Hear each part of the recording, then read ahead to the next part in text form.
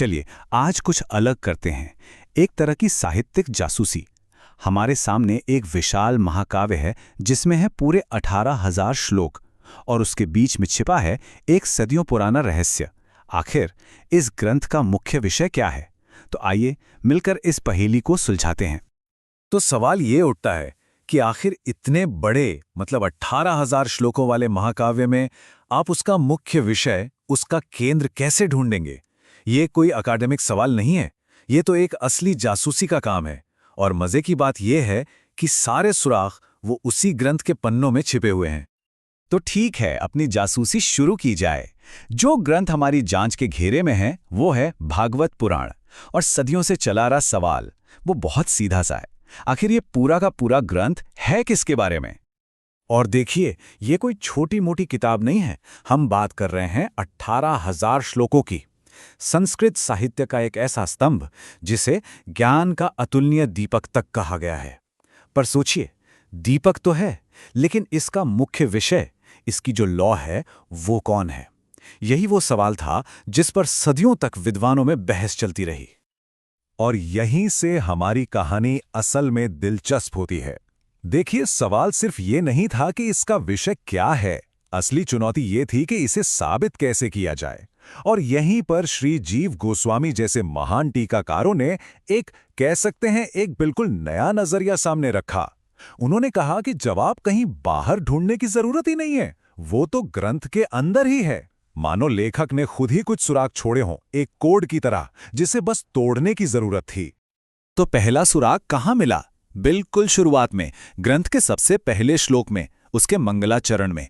अब आमतौर पर लोग इसे बस एक प्रार्थना मानकर आगे बढ़ जाते हैं, पर यह सिर्फ प्रार्थना नहीं थी, ये तो एक चाबी थी। एक ऐसी चाबी जो पूरे ग्रंथ का ताला खोल सकती थी। तो ये है वो लाइन, सत्यम परम धीमहि, मतलब हम परम सत्य पर ध्यान करते हैं। सुनने में कितना सीधा साधा लगता है ना, लेकिन असल में इस छोटी सी लाइन में ही पूरी किताब का सार छिपा हुआ है। इसका हर एक शब्द मानो एक दिशा दिखा रहा हो, सीधा उस परम सत्य की ओर जो इस पूरे ब्रह्मांड का स्रोत है। अब इस परम सत्य को समझने के लिए एक शब्द को समझना बहुत जरूरी है, भगवान। देखिए, ये सिर्फ ईश्वर का पर्यायवाची नहीं है। शास्त्रों के अनुसार भगवान का मतलब है परम पुरुष, वो एब्सोल्यूट ट्रूथ, वो मूल स्रोत जहां से सब कुछ, मतलब सब कुछ शुरू होता है। ज्ञान और भक्ति का जो अंतिम लक्ष्य है वो। और सबसे कमाल की बात क्या है पता है? इसकी प्लेसमेंट। लेखक ने इस श्लोक को बिल्कुल शुरू में रखा है। ये ठीक वैसा ही है जैसे कोई डायरेक्टर अपनी फिल्म के पहले ही सीन में पूरी फिल्म का सेंट्रल थीम बता दे। तो ये बस एक इंट्रोडक्शन नहीं था, ये तो एक तरह का मिशन स्टेटमेंट था, जो कह रहा था आगे जो कुछ भी आप पढ़ने वाले हैं उसका मकसद इसी परम सत्य यानी भगवान को समझना है। पर बात यहीं खत्म नहीं होती। कहानी में एक और गहरा मोड़ है। जब टीकाकारों ने इस पहले श्लोक को और गहराई से देखा तो उन्हें एक हैरान कर देने वाली बात पता चली। ये श्लोक अपने आप में कोई ओरिजिनल रचना नहीं था, बल्कि ये तो खुद बेहद प्राचीन और पवित्र गायत्री मंत्र पर एक कमेंटरी था। यहां देखिए, ये कनेक्शन कितना सीधा और साफ है। एक तरफ गायत्री मंत्र के शब्द हैं और दूसरी तरफ भागवत के पहले श्लोक के। ओम का संबंध जन्माद्यस्य यतः से, वरेण्यम का परम से, और धीमहि शब्द तो बिल्कुल वैसा का वैसा ही है। इससे यह बात और भी पक्की हो जाती है कि भागवत का पहला श्लोक असल में गायत्री मंत्र को ही समझा रहा है। और इस कनेक्शन को और भी पक्का करने के लिए अग्नि पुराण से एक और सबूत सामने आता है। उसमें साफ लिखा है कि गायत्री मंत्र का ध्यान भगवान विष्णु पर किया जाता है। तो अब देखिए पूरा लिंक। भागवत का पहला श्लोक गायत्री की व्याख्या है और गायत्री का ध्यान भगवान पर है। ये एक बहुत मजबूत कड़ी है जो सीधे सीधे भागवत के विषय को भगवान से जोड़ती है। चलिए, तो पहला सुराग तो पक्का हो गया, लेकिन जैसा किसी भी अच्छी जासूसी में होता है, एक सुराग काफी नहीं होता। केस को मजबूत करने के लिए और सबूत चाहिए। तो अगला तरीका थोड़ा अलग है पर बहुत असरदार है। वो ये कि पूरे ग्रंथ में शुरू से लेकर अंत तक सबसे ज्यादा प्रशंसा किसकी की गई है? शास्त्रों में इस तकनीक को कहते हैं अर्थवाद। इसका सिद्धांत बहुत सिंपल है। अगर एक किताब में बार बार हर मौके पर किसी एक ही व्यक्ति या विषय की बड़ाई की जा रही है, उसकी महिमा गाई जा रही है, तो जाहिर सी बात है वही उस किताब का मुख्य विषय है।